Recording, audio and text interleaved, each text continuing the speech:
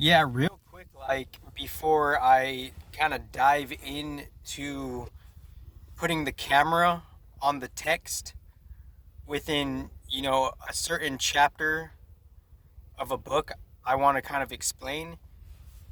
And I'm not trying to be all obsessed and heady about, the Gita because I realize there's other cultures that have made their contributions and there's other texts. So like me coming from like a diverse background of like different, quote unquote spiritual texts, end quote, I I just kind of like have different perspectives, and then I kind of just kind of like got shoveled in eventually to like, the Gita tradition. But after contemplating it for coming on to 7 years now respectively, but that's for my own self measurement, and may that measurement not necessarily be like a linear thing, not just on a human time span, like kind of like, pivoting to like how we're coming to be mutated right now, because how we're coming to be mutated, it has different factors and elements to how we're being mutated. Our material body is mutated based on, our sun sign respectively, and how, the temperaments of when your seed was germinated when you were in your mother's womb. There was temperaments within the seasons, different contexts of the temperaments for you to mutate how you are. And then the spiritual mutation based on what kind of spirit you are in the body to kind of, be a unique being that you are. So it seems like, I have a lot of underground podcasts, respectively, and I've already dove into this, but like on a general, simple level, it seems like, the Gita could be kind of contradictory and hypocritical at times. It would seem that way, but it's just, how Krishna justifies going into like, don't do this, but I'm going to do that. He's instead of going from duality to duality, if he does something, he's going from duality to non-duality. That's why in a balanced way. So it's not that the Gita is contradictory, even though it might seem like that. It's just a lack of, critical comprehension, respectively. And I've already dove into more details. I'm just casually saying it, and this is just kind of an intuitive thing. I don't have like, the fucking the projector screen, the actual text, the laser, the freaking code that, puts a bunch of flowers around, the text and the sentence. I don't have that. But like if I articulate it, clearly enough, then you could kind of understand what I'm saying.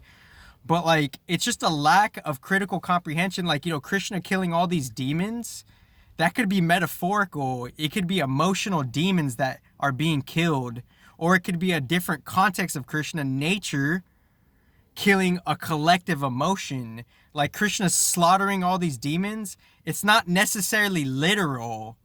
We're thinking it's literal, but there's different pivotal contexts that could in that way that could happen. He's killing emotional thought forms and emotional feelings with principality and morality. It's not necessarily that he's killing that, but maybe if he's in the context of nature, and a different context of quote unquote Krishna, end quote, is a nature beyond the Bhu Mandala that creates Maya. And I've explained what Maya is like most originally in a whole different written verbal blog, or written down blog, and other past videos and other like casual social media posts. But that's to be, that will come up when it comes up. But when Krishna's slaughtering all these demons, it's not necessarily literal. It could be metaphorical, or it could be in a whole different, nature mechanism.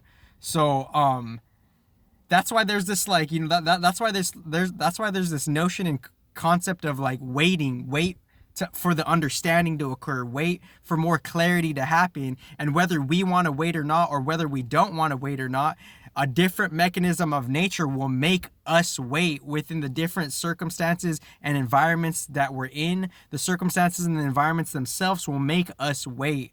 And then another casual, text or whatever, or sentence or whatever, where Krishna says, don't be invested into the fruits. Why could he say that?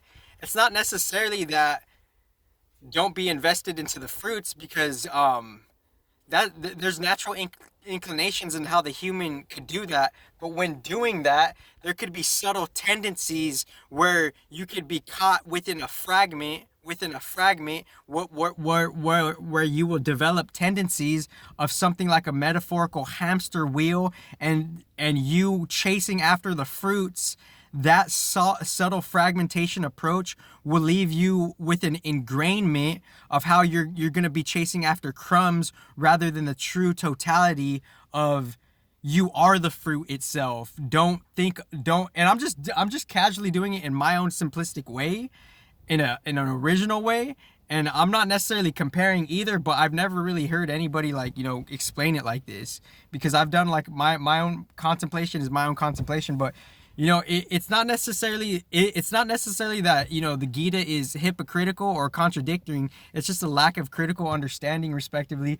And when Krishna says don't go after the fruits, or something of that nature, he's trying to tell you like, don't get caught up in one chakra, one individualized chakra. Don't get caught up in one sense, where that sense will have its own fragmentation from the true wholeness. Don't worry about the fruits, because you are the fruit. Don't worry about the fruits of duality, of polarity, because he wants to transition you eventually to a balanced approach to the non-duality of the fruits, of the fruit being you. So all of this like misinterpretation of the Gita, it's weird, but hopefully we could have a balanced approach and actually bring real tranquility to the mind, which ironically the Gita is pointing to. Thank you. And this is just casually intuitive.